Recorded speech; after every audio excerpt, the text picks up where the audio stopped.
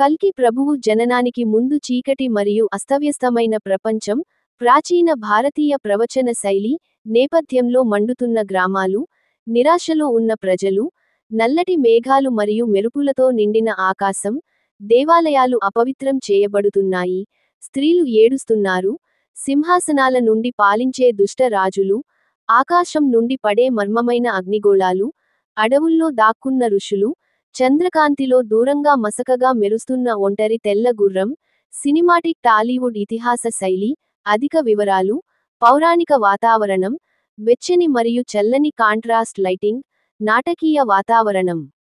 ఒకసారి భావించుకోండి, అంత చీకటిగా ఉన్న ఒక లోకాన్ని.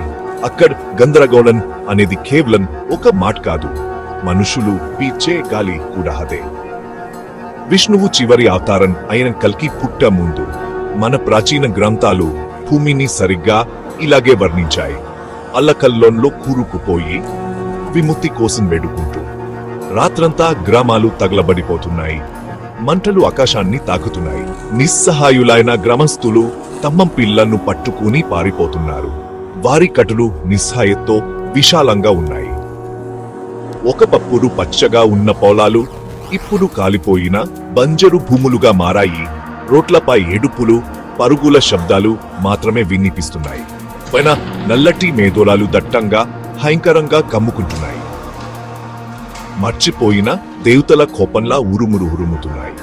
బ్రేక్ టైం హిసే ఆకాశం కూడా దూటిస్తున్నట్లుంది. రహస్యమైన అగ్నిగోణాలు దూసుకుచ్చి అడవులను, ఇళ్లను తగలబెట్టి బూడిదను, నిశ్శబ్దాన్ని మాత్రమే మిగుచుతున్నాయి. భారతదేశం యొక్క పవిత్ర హృదయ స్పందనలైన దేవాలయాలు ఇక సురక్షితం కాదు. దొంగలు, దుర్మార్గులచే అపవిత్రం చేయబడిన విగ్రహాలు నీటిలో నిలబడి ఉన్నాయి.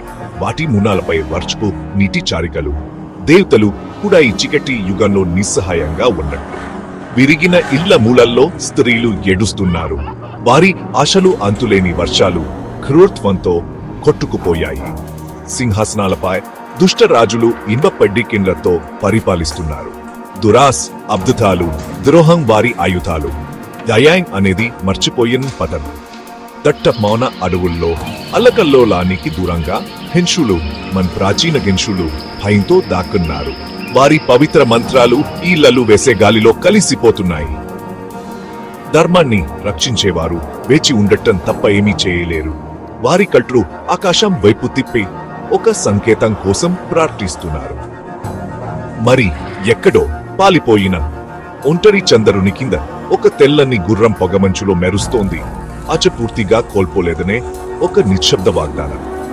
గ్రామస్తులు తమ పిల్లలకు కాలు చెబుతారు, కల్కి అలాంటి గుర్రంపై వచ్చే ఈ బాధాకరమైన యుగానికి ముగింపు తెస్తాడని.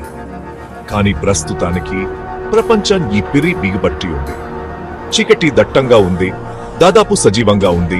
ధైర్యాన్ని దేను మింగేస్తోంది. అది అంతులేనిదిగా అనిపిస్తుంది. రాత్రి ఎప్పటికీ ముగియదు, ఉదయం ఎప్పటికీ రాదు అన్నట్లు. అయినా ప్రతి చీకటి మేఘంలో వెండి కాయ ఉంటుంది. ప్రతి విరిగిన హృదయంలో తిరిగి వెలిగించబడటానికి ఒక నిప్పురవ్వ వేచి ఉంటుంది. ప్రాచీన ప్రవచనాలు మనకు గుర్తు చేస్తాయి, ప్రపంచం అత్యంత దారుణంగా ఉన్నప్పుడు, ఆచ కేవలం ఒక చిన్న మరుపుగా ఉన్నప్పుడు అప్పుడే కల్కి వస్తాడు. ఇది కల్కి పుట్టక ముందు ప్రపంచం. అక్కడ గందరగోళం రాచే మేలుతుంది, కానీ విశ్వాసం చనిపోవడానికి నిరాకరిస్తుంది. మన పురాణాల హృదయం నుండి మరిన్ని కథలను నేను అన్వేషిస్తున్నప్పుడు చూస్తూ ఉండండి. హాక్.